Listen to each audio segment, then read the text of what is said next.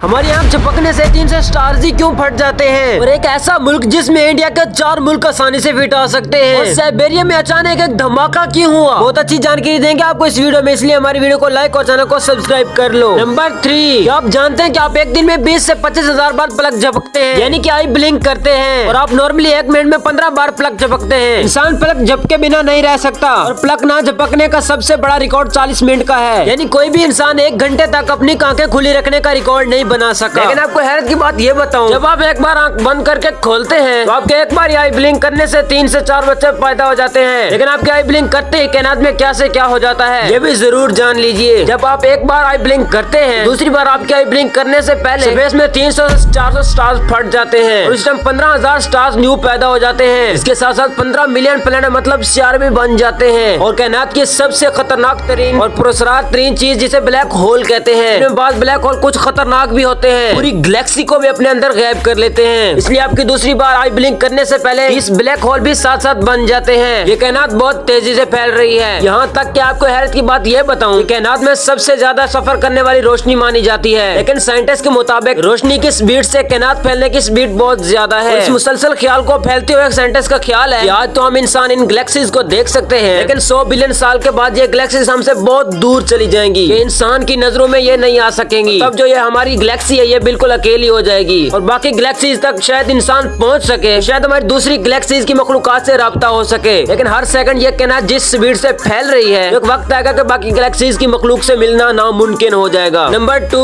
क्या आपने कभी सोचा कि अंटार्कटिका इतना बड़ा है जिसमें इंडिया के 4 मुल्क आसानी से फिट आ सकते हैं, आखिर यहाँ इतनी बर्फ ही क्यों है? तो आपको बता दूं, इसकी सबसे बड़ी वजह ये है यहाँ पर सूरज की रोशनी ठीक से नहीं पड़ती और इसके बहुत बड़े टुकड़े में साल में 6 महीने दिन रहता है और 6 महीने रात। और इसकी मेन वजह ये है जमीन की लोकेशन और जमीन का घुमाव। अगर आप इसे गौर से देखेंगे तो आपको मालूम होगा कि यहाँ पर रोशनी बहुत कम पड़ती है, जिसकी वजह से यहाँ पर माहौल काफी ठंडा है। लेकिन क्या होगा कि अगर ये सारी की सारी बर्फ पिघल जाए, लेकिन साइंसदानों के मुताबिक ये इतनी बर्फ इतनी आसानी से नहीं पिघल सकती। लेकिन जमीन का टेम्परेचर बहुत ज्यादा बढ़ जाए तो भी इस बर्फ को पिघलने में 500 से ज्यादा साल लगेंगे। लेकिन याद रखेंगे ये अगर बर्फ पिघल गई तो ये हमारे लिए बहुत ज्यादा खतरनाक हो सकती है। खुद सोचें कि इंडिया के 4 मुल्क को जितनी बर्फ पिघलाई जाए तो ये इतना ज्यादा पानी बन जाएगा, अंदाजे के मुताबिक ये सारा का सारा बर्फ पिघल गया तो समंदर 230 फीट ऊंचा हो जाएगा। अगर समंदर इतना ऊंचा होगा तो अपने साथ कई मुल्कों को गर्क करेगा। तो यहाँ पर एक आपको पुरस्कार बात ये बताऊं, वैसे तो अंटार्कटिका में कोई भी नहीं रहता और ना ही कोई रह सकता है यहाँ पर। और यहाँ पर एक ऐसी अजीबो गरीब पहाड़ी मिली है जो बिल्कुल एहराम की शक्ल की है और इसकी तकरीबन चारों एज बराबर है। और इसे देखकर कई लोगों का ख्याल है कि एलियंस मौजूद हैं, क्योंकि इस इतनी ठंडी जगह पर भला यहाँ पर किसने ये पिरामिड बना दिया जहाँ पर इंसान भी मौजूद नहीं है? आपका क्या ख्याल है कि ये पहाड़ किसने बनाया होगा? ये पिरामिड किसी खलाई मखलूक ने बनाया या जमीनी मखलूकात ने? ये आप मुझे कमेंट सेक्शन में जरूर बताना। नंबर 1, 1904 में रूस के इलाके में एक अचानक धमाका हुआ। एक बहुत जोरदार धमाका था जिसकी आवाज कई मीलों तक सुनी गई। इस धमाके से अच्छी खासी तबाही फैली और इसने तकरीबन 8 करोड़ दरख्तों को जलाकर राख कर दिया। बहुत से जंगली जानवर भी मर गए। इस धमाके से काफी दूर घरों की खिड़कियां भी टूट गयी। अब यहाँ पर हैरान कर देने वाली बात तो ये थी, यानी कि जो हिस्ट्री थी कि यहाँ पर धमाका ही क्यों हुआ, इस बात को कई साल गुजर गए लेकिन इसकी वजह सामने नहीं आई। 1927 में साइंसदानों की टीम ने इस इलाके के दौरे का फैसला किया और साइंसदानों का ख्याल था कि यह धमाका किसी एस्टेरॉयड के गिरने से हुआ है। लेकिन जहाँ पर यह एस्टेरॉयड गिरा होगा वहाँ पर गड्ढा भी जरूर होगा। लेकिन जब वो टीम वहाँ पर पहुंची तो उन्हें हैरत का झटका तब लगा कि वहाँ तो कोई गड्ढा मौजूद भी नहीं। इस बात से कई थ्योरीज पैदा हो गई। जैसे लोगों का कहना था ये एलियंस की स्पेसशिप थी और कुछ लोगों का कहना था कि ये मिनी ब्लैक होल था जो जमीन के ऊपर से गुजरा। लेकिन इन बातों का कोई भी सबूत नहीं था। जदीद दौर की साइंस इस नतीजे पर पहुंच गई है, धमाका किसी एलियंस की स्पेसशिप या मिनी ब्लैक होल से नहीं था, बल्कि वो एस्टेरॉयड यानी आसमानी चट्टान ही थी। दरअसल स्पेस में बहुत सारे एस्टेरॉयड जमीन की तरफ गिरते हैं, तो जमीन को टच करने से पहले जमीन के माहौल की वजह से खत्म हो जाते हैं। लेकिन इनमें बाज़ चट्टानें इतनी बड़ी होती हैं जो कि मुकम्मल खत्म होने से पहले जमीन के बहुत करीब पहुंच जाती हैं, लेकिन बस जमीन को टच करने से पहले ही फट जाती हैं। उस जंगल में होने वाला धमाका भी इसी एस्टेरॉयड की वजह से था। रिसर्च के मुताबिक हर 10 और 100 साल के बाद जमीन से ऐसा एस्टेरॉयड टकरा सकता है। जमीन के गिर्द बहुत सारी चट्टानें घूम रही हैं और खलाई इदारे इन पर नजर रखे हुए हैं। खलाई इदारों की कोशिश यही होती है इस तरह की बड़ी चट्टानों को जमीन की तरफ आने से पहले उनका रुख मोड़ दिया जाए। इसी कोशिश में कुछ साल पहले नासा ने एक एस्टेरॉयड का रुख मोड़ा था जिसमें वो कामयाब रहे थे और दुनिया को मजीद एस्टेरॉयड से बचाने के लिए ऐसे मजीद एक्सपेरिमेंट किए जा रहे हैं।